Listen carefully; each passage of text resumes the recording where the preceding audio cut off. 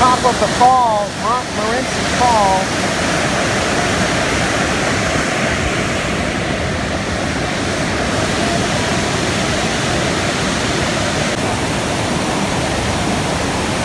Montmorency Falls, Quebec City. 242 feet high, 1.5 times the height of Niagara Falls.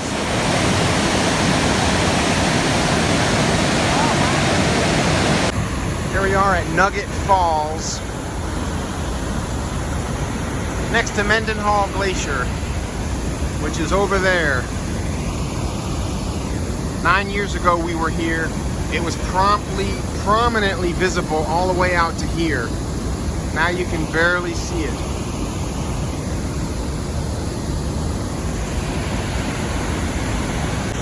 Look at the power of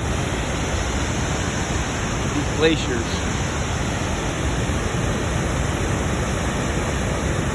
This is a glaciated valley.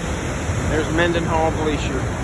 Once protruded out prominently. There used to be lots of big icebergs out there 9 years ago, and definitely receded quite a bit.